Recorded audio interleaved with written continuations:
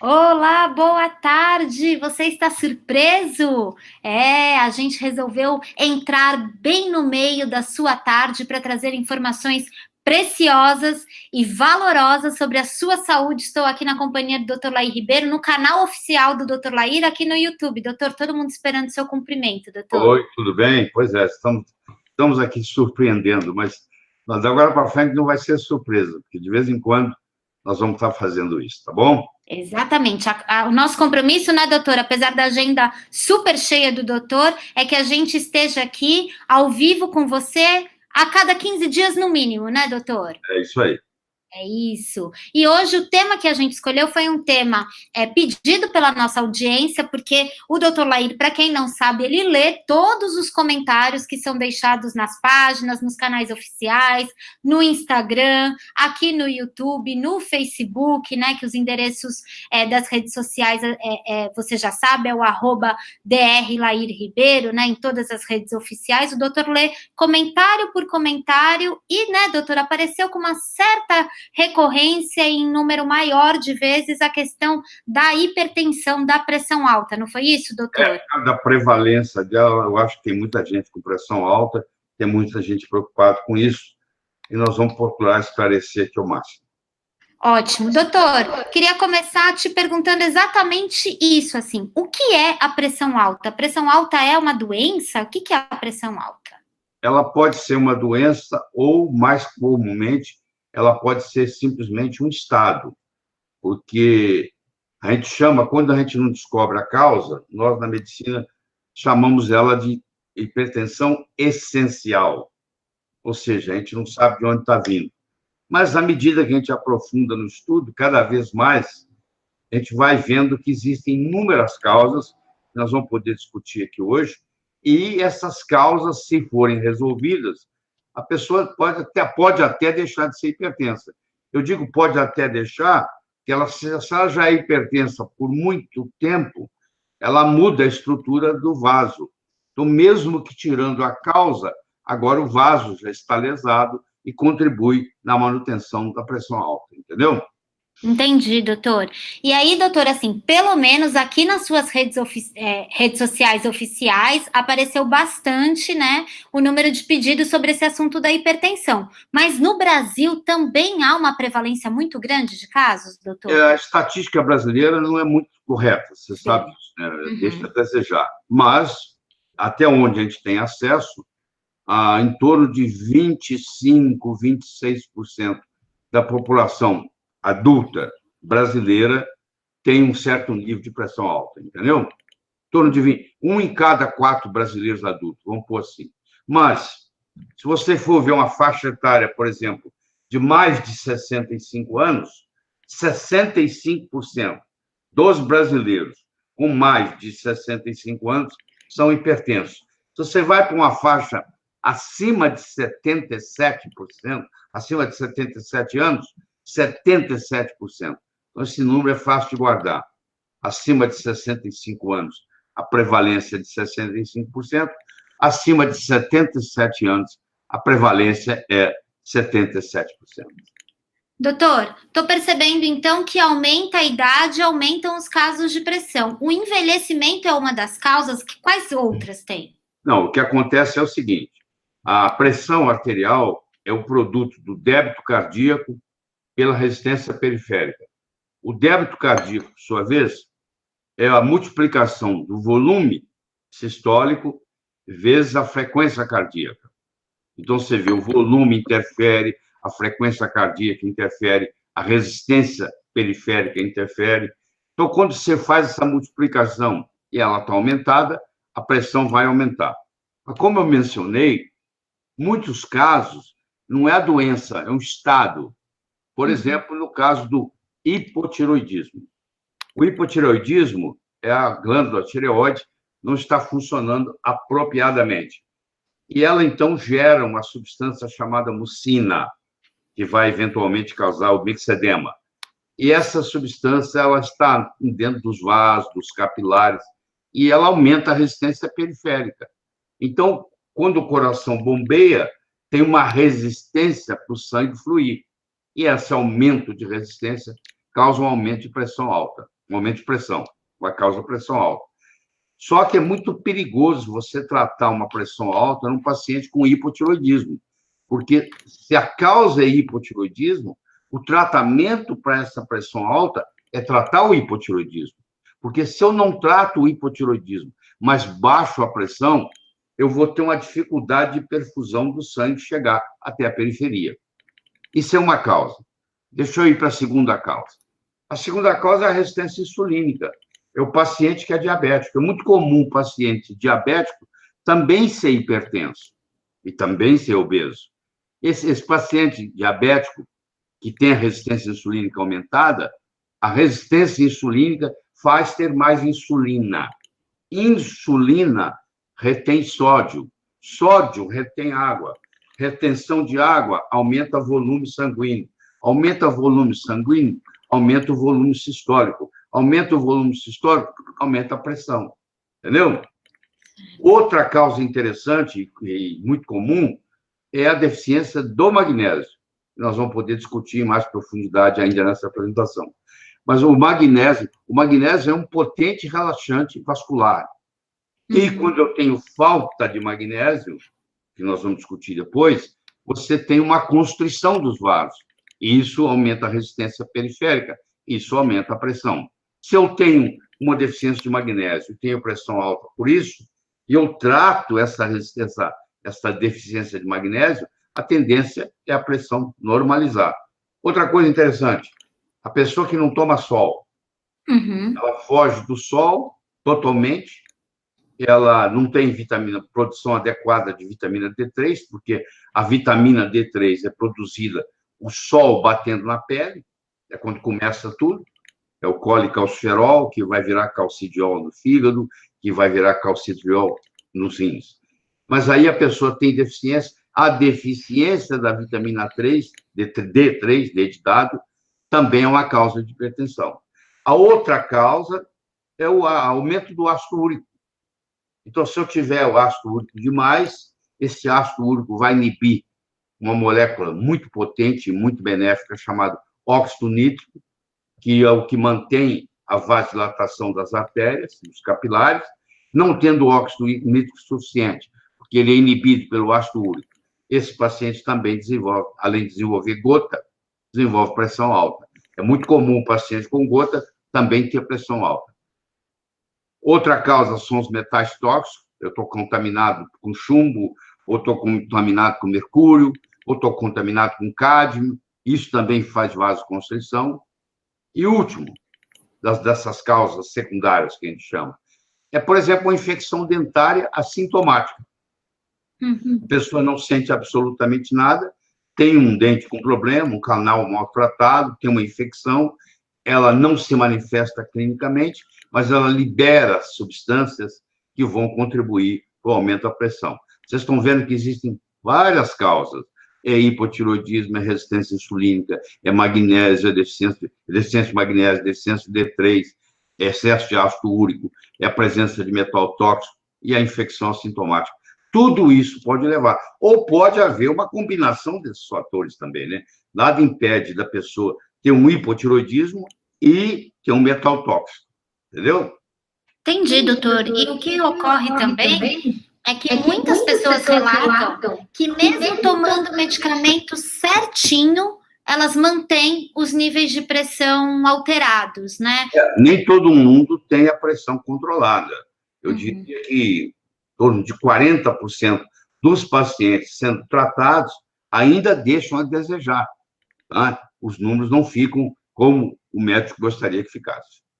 E talvez um dos motivos seja esse, doutor, porque essas causas secundárias não são tratadas, doutor? Pode ser sim, as causas. Isso é uma coisa. A outra, que já é bem mais complexa, é o tipo de pressão alta que a pessoa tem.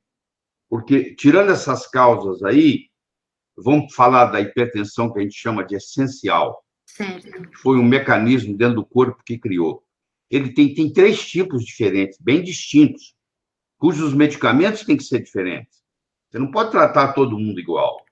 Então, por exemplo, você tem o paciente que o problema dele é excesso de volume, então esse vai se dar muito bem, por exemplo, com um diurético ou com bloqueadores de cálcio.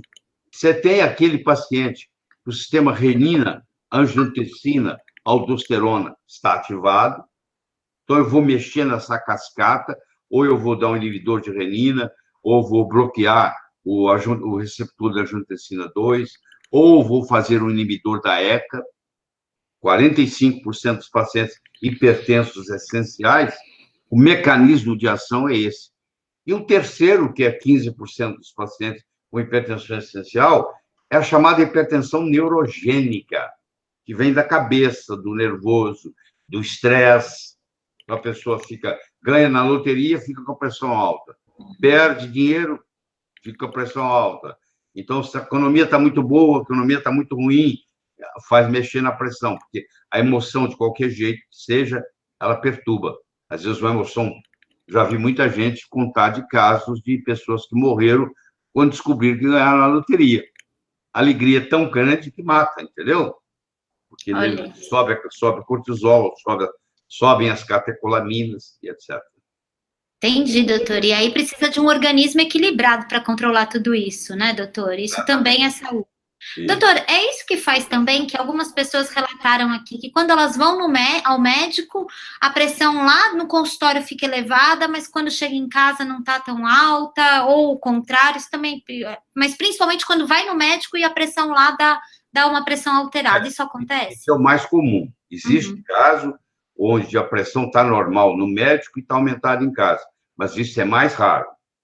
O que você está se referindo é a chamada síndrome do avental, que quando o paciente chega lá e o médico de avental branco, agora já não é branco mais, tem várias cores, mas antigamente era chamado de síndrome do avental branco.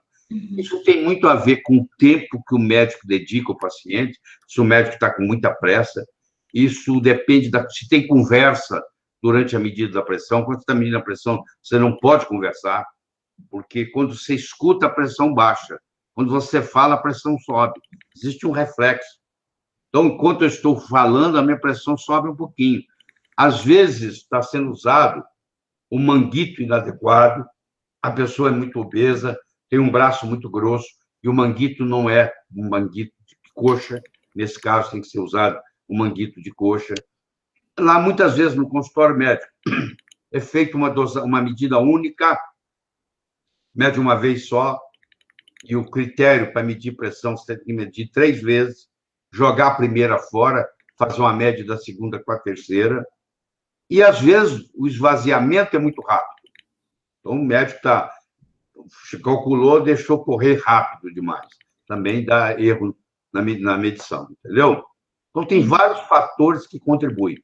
Por isso que eu sou a favor de que esse controle de pressão tinha que ser feito em casa.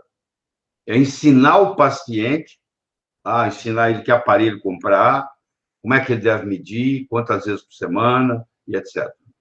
Entendi, doutor, para que o paciente consiga fazer essa medição em casa, para que ele tenha o número real. E existe alguma dica que a gente pode dar para as pessoas, para elas medirem a pressão em casa, doutor? Primeiro, eu recomendo que ela não meça com esse aparelhinho que põe no punho. Ele não tem a acurácia necessária para fazer o controle. O ideal é o do manguito automático. Quer dizer, a pessoa não precisa entender de nada. O robozinho lá faz tudo, mas tem que ser com manguito.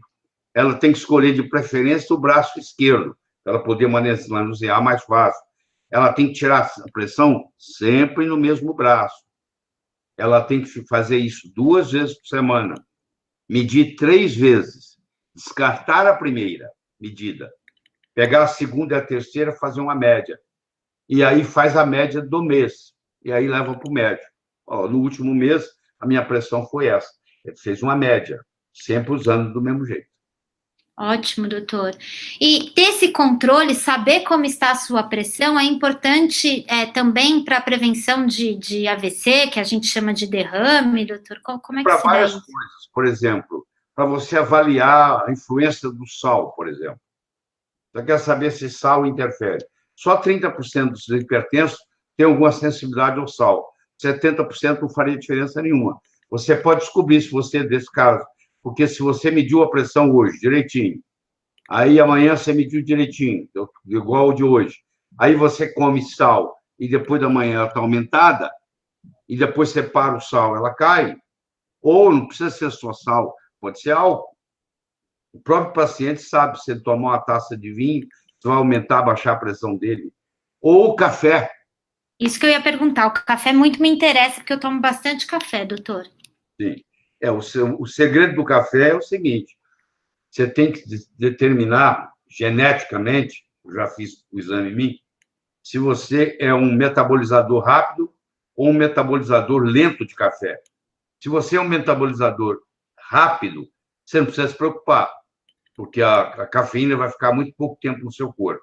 Se você é um metabolizador lento, a história muda, porque se você tomar muito café, acumula. Aí a pressão pode aumentar em função do café. Entendeu? E tem muitos medicamentos também que aumentam a pressão. Por exemplo, os medicamentos, os anti-inflamatórios, por exemplo, aumentam a pressão. É mesmo, doutor? Tem muito paciente que é sensível a anti-inflamatório, está tomando anti-inflamatório e não consegue controlar a pressão, não sabe por quê. É porque está tomando aquele remédio.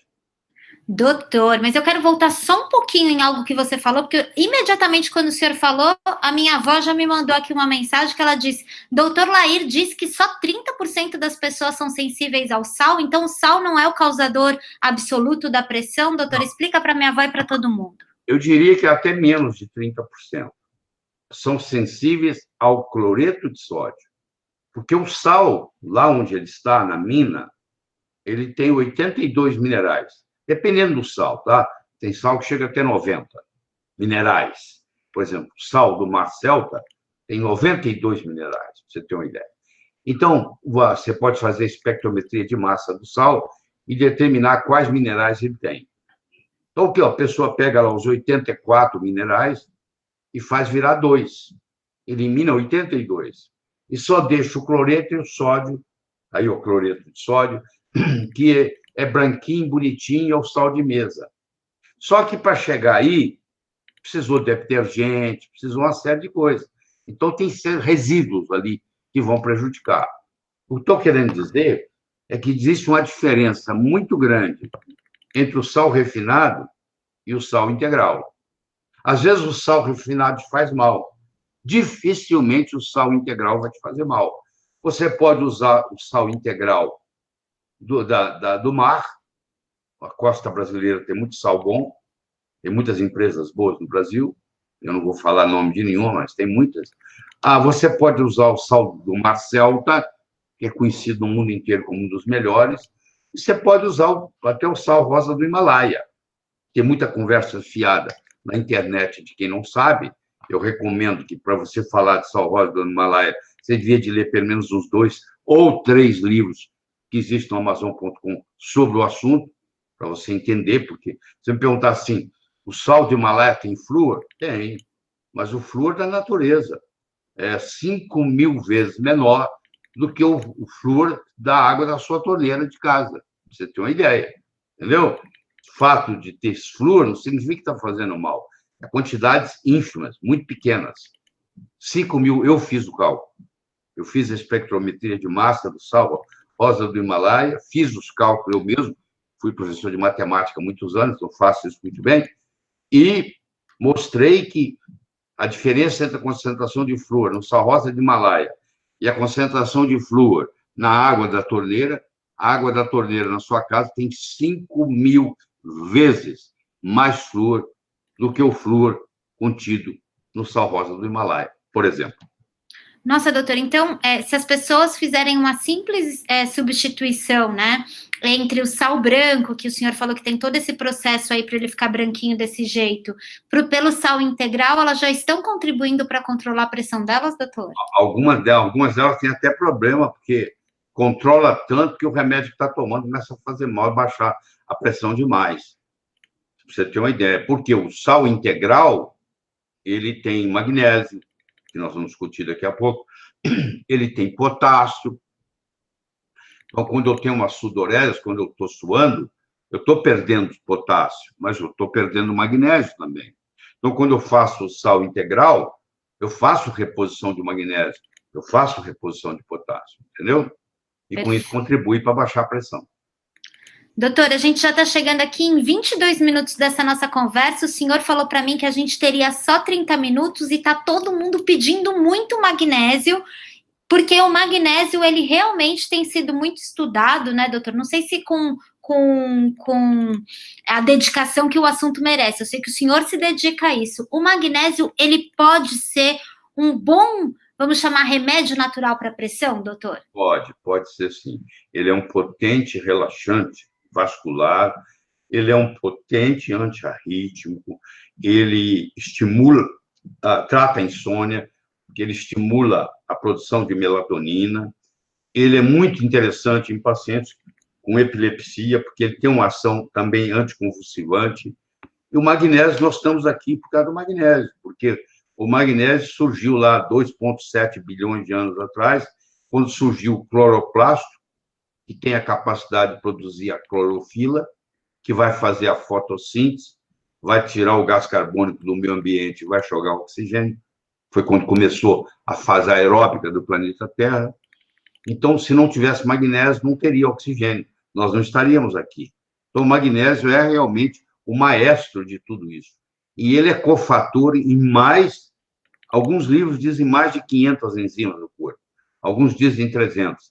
Eu diria que deve ser até mais do que isso, entendeu? Então, ele é um mineral extremamente importante. O Brasil, o solo brasileiro, é conhecido mundialmente por ser um solo muito pobre em magnésio, porque nós não temos muita água magnesiana, e para ter água magnesiana tem que ter vulcão. Nós, felizmente, não temos vulcões, mas também vamos pagar um preço por isso. Vamos ter menos água magnesiana e vamos ter menos magnésio no solo. Então, o brasileiro, em geral, ele é deficiente em magnésio. Nossa, doutor.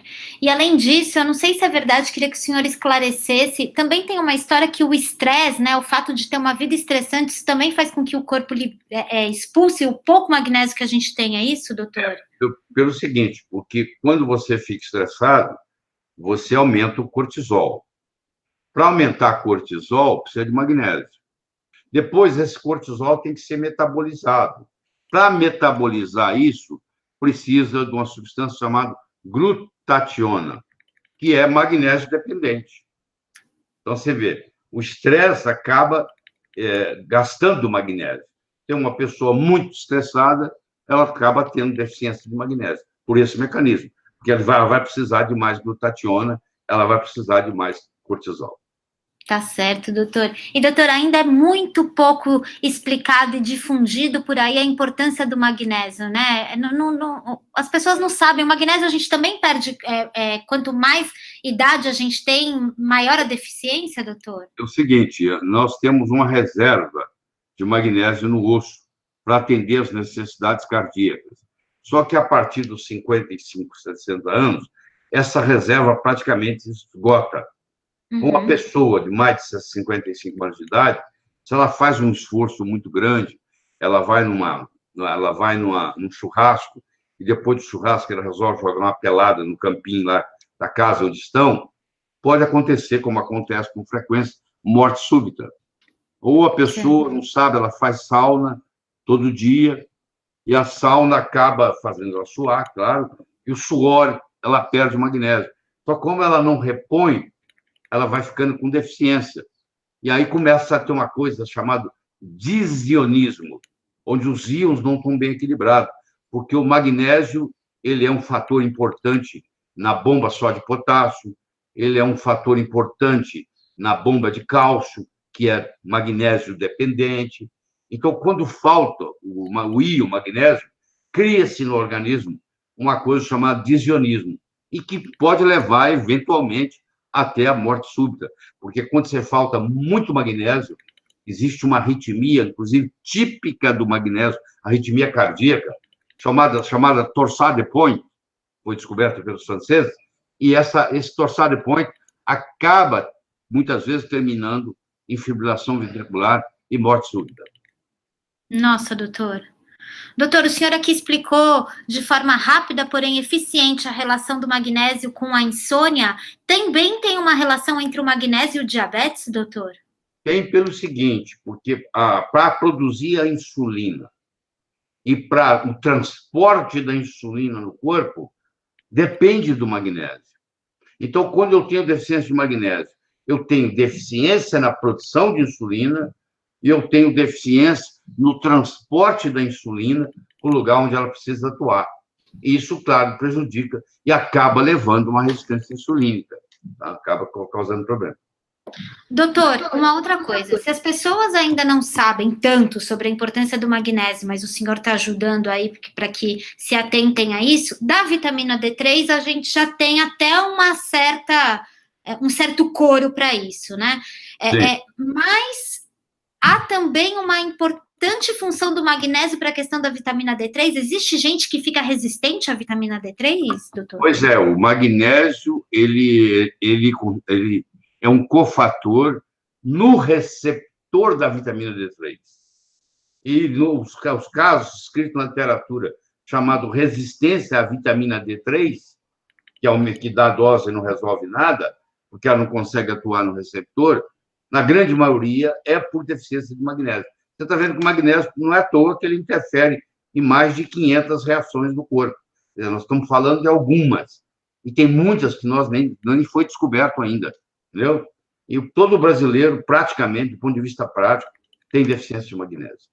Tá certo, doutor. Eu queria muito agradecer o seu tempo e dizer para você que está com sabor de quero mais aí do outro lado, é simples, é fácil e é rápido. Aqui na descrição, no link dos comentários, aqui na descrição desse vídeo, você pode acessar o link e ter uma aula completa do Dr. Lair Ribeiro sobre a pressão alta e sobre as melhores fontes naturais de magnésio, como você pode, de uma forma natural, cuidar da sua saúde, da sua pressão. É só você acessar aqui no link da descrição para ter o Dr. Lair perto de você. E mais do que isso, além dessa aula completa que o doutor vai te dar para que você esclareça os seus entes queridos e a si próprio e tal, a partir do momento que você recebe essa aula, o Dr. Lair também vai te visitar sempre por e-mail, trazendo os melhores conteúdos de saúde verdadeira, não é isso, doutor?